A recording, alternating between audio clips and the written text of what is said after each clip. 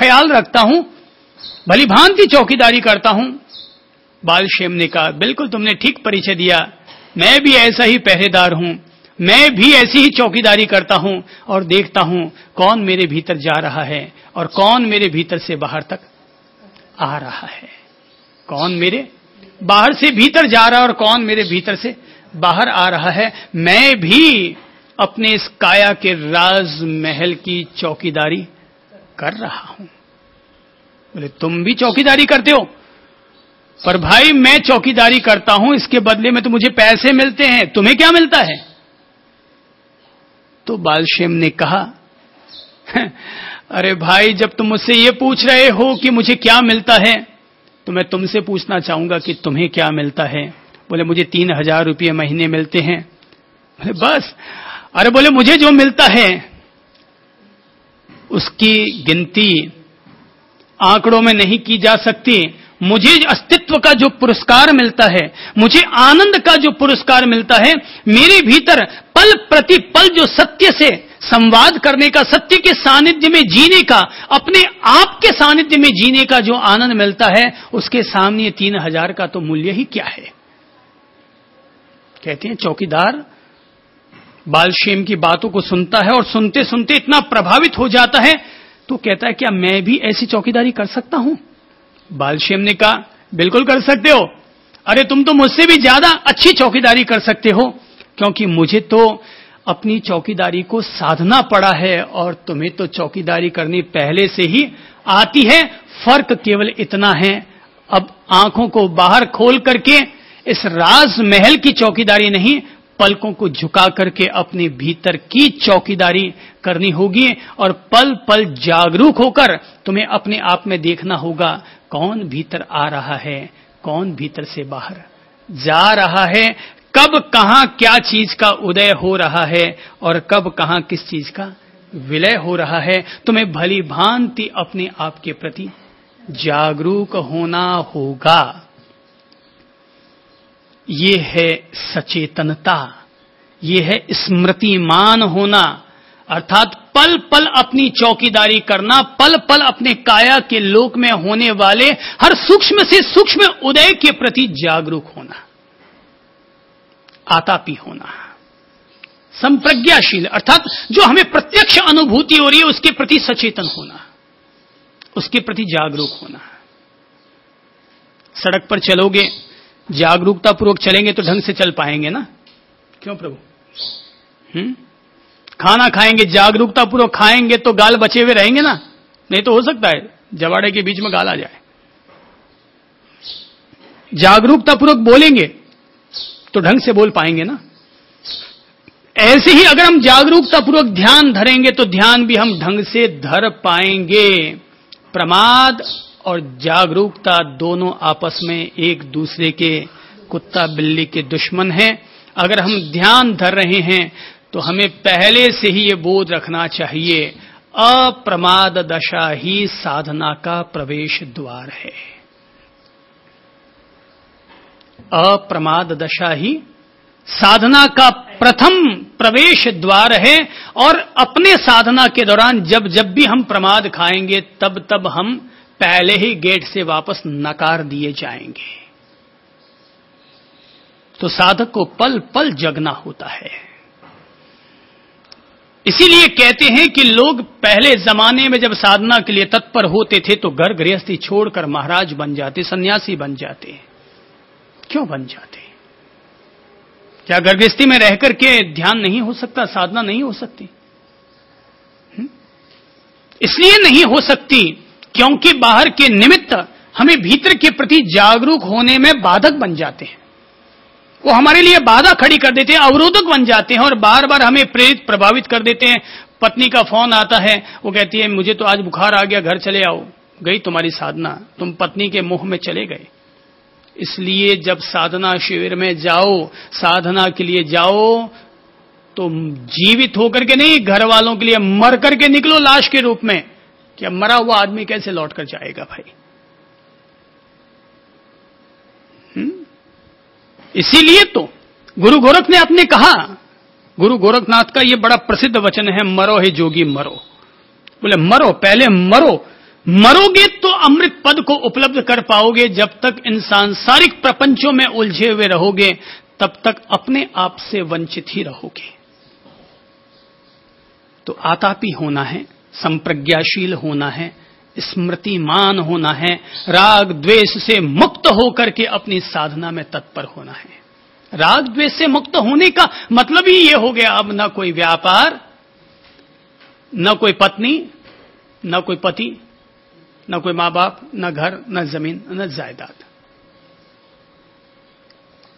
एक दफा की बात है, अपनी ही एक साधिका है विजय लक्ष्मी जी। तो एक दफा विजया जी आए हुए थे और संयोग की बात, आते ही उन्होंने मुझे बता दिया था साहब कि मैं 7 दिन के लिए आपके पास आई हूं और 8वें दिन मेरी टिकट बनी हुई है। ठीक है, स्वागत है। संयोग की बात कि 30वें दिन उनके घर पर जहां वो रहती थी वहां चोरी हो गई। घर के ताले टूट गए, सब माल वाल सब निकल गया। उनके बड़े भैया का फोन आया कि इस तरह से ताले टूट गए, सारा घर का माल चला गया है। तो बोले मैं क्या करूं? उस बहन ने वापस जवाब दिया, मैं क्या करूं, ठीक है, जो तुम्हें उचित लगे वो वहां कर लो। मेरे पास संदेशा पहुंचाया गया कि इस तरह से हो गया है तो आप उनको भिजवा दीजिए। तो ठीक है, मुझ तक संदेशा पहुंचाया गया तो मेरा फर्ज बनता है कि मैं उनको कह दूं कि साहब अगर ऐसी स्थिति होगी तो आप चले जाइए। तो जैसे ही मैंने कहा चले जाइए, उन्होंने छूटते मुझसे कहा आप और मुझसे कहते हैं कि चले जाइए। उन्होंने मुझसे कहा आप और मुझसे कहते हैं कि चले जाइए। मैं चौंका और कहने लगी अरे प्रभु आप भी क्या बात करते हैं, जो जाना था सो चला गया। मैं वहां रहती तो भी जा सकता था और मैं यहां हूं तो भी जा सकता है वो सामान। मैं अभी जिस उद्देश्य के लिए आई हूं, मैं प्राणपण से उसी उद्देश्य के लिए समर्पित रहूंगी। और वो साधिका किसी भी हालत में नहीं गई वापस। 7 दिन की उसकी टिकट थी, 7 दिन वो वहीं रही और 8वें दिन वो वहां से लौट करके गई। और जाते समय उसने केवल एक ही टिप्पणी की थी और वो टिप्पणी ये थी कि साहब कुछ चीजें ऐसी थी जिनका मोह मैं न छुड़वा पाई।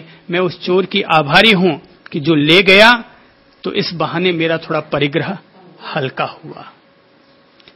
तो अब ये भाव तो हर किसी के तो होते नहीं हैं। तो अब ऐसी स्थिति में ही ये चाहिए कि व्यक्ति आतापी, संप्रज्ञाशील और स्मृतिमान होकर के अपने साधना मार्ग पर आए। तब तो वो साधना व्यक्ति को परिणाम देगी, व्यक्ति को किसी सच्चाई तक पहुंचाएगी, व्यक्ति को अपनी साधारण प्रकृतियों से ऊपर उठा करके असाधारण चेतना का स्वामी बनाएगी। वरना वही सब छाती कूटा अपन सब लोग साथ लेकर के अगर साधना में बैठेंगे तो दिमाग में वही सारा छाती कूटा अपने सब लोगों के दिमाग में उमड़ता घुमड़ता रहेगा। त्याग वो नहीं है जो कि अपन लोग किसी की बात को सुनकर के कर देते हैं। त्याग वो है जो खुद के बोध पूर्वक संपन्न हुआ करता है। आंख खुलने की बात है, जगने की बात है, जागरूकता के सधने की बात है। तो अगर इस तरह की कोई जागरूकता सधती है तो यह अनुपश्यना हमारे लिए निश्चित तौर पर खरेखर कल्याणकर साबित होती है। तो राग द्वेष से मुक्त होकर भाई अब साधना में आया हूं, जो होना है सो होगा। साधना में आ गया, अब जो होना है सो होगा। अपने अच्छे अजीज साधक भाई हैं, अनुपश्यना विपश्यना मार्ग के वो बहुत अनुयायी हैं, प्रशंसक हैं, और वो है विमल चंद जी सुराणा। अरबपति आदमी है। आप लोगों के पास तो क्या होगा, 2-5 करोड़ होंगे। वो अरबपति आदमी है, लेकिन इतने अरबपति होने के बावजूद वो व्यक्ति साल में 3 दफा साधना के लिए निकलता है। 10-10 दिन की 3 दफा साधना, साल में 3 दफा, और 1 महीने की साल में 1 दफा की साधना। तो उस अरबपति के द्वारा 1 महीने के व्यापार और समस्त प्रपंचों का त्याग करके 1 महीने का अखंड मौन और अखंड साधना के लिए वो जो तत्पर होता है, ऐसी साधना सन्यासियों के लिए भी, महाराजों के लिए भी कठिन है। महाराज लोग तो दिन भर श्रावकों में, उनको राजी रखने में, या ये जो प्रभावना के नाम पर जो दुनिया भर के प्रपंच चलते रहते हैं, उन्हीं प्रपंचों में अपन सब महाराज लोग उलझे हुए रहते हैं। तो महाराज जो हकीकत में इन सब चीजों का त्याग करके और अपनी साधना में तत्पर होते हों, वो राग द्वेष से मुक्त होकर जीने वाले, वे वीतरागी होकर जीने वाले, वे वीत द्वेष होकर जीने वाले लोगों की तबीयत, उनकी तमन्नाएं, उनकी आरजू, उनकी भावनाएं कुछ अलग होती हैं, उनका नजरिया कुछ अलग होता है, उनकी तितिक्षाएं कुछ अलग होती हैं। तो श्री भगवान राग द्वेष को दूर करके आतापी संप्रज्ञाशील और स्मृतिमान होकर के हमें साधना में प्रवेश दिलाना चाहते हैं। वे हमें साधना में किस तरीके से धीरे धीरे कदम बढ़ाते हुए आगे ले जाएंगे, आज हम अगला सूत्र लेते हैं। कहते हैं, यहां कोई अरण्य में, वृक्ष तले अथवा शून्यागार में जाकर शरीर को सीधा रख, मुख के ऊपरी भाग पर स्मृति प्रतिष्ठापित कर पालथी मारकर बैठता है। वह स्मृतिमान हो सांस लेता है, स्मृतिमान हो सांस छोड़ता है। वह लंबा सांस छोड़ते हुए भली प्रकार जानता है कि मैं लंबा सांस लेता हूं, और लंबा सांस छोड़ते हुए भली प्रकार जानता है कि मैं लंबा सांस छोड़ता हूं। वह ओछा सांस लेते हुए भली प्रकार जानता है कि मैं ओछा सांस लेता हूं, और ओछा सांस छोड़ते हुए भली प्रकार जानता है कि मैं ओछा सांस छोड़ता हूं। वह सीखता है कि मैं सारी काया के प्रति संवेदनशील होकर सांस लूंगा, मैं सारी काया के प्रति संवेदनशील होकर सांस छोड़ूंगा। वह सीखता है कि मैं काया के संस्कार को प्रशब्द अर्थात शांत करके सांस लूंगा, मैं काया के संस्कारों को प्रशब्द अर्थात शांत करके सांस छोड़ूंगा।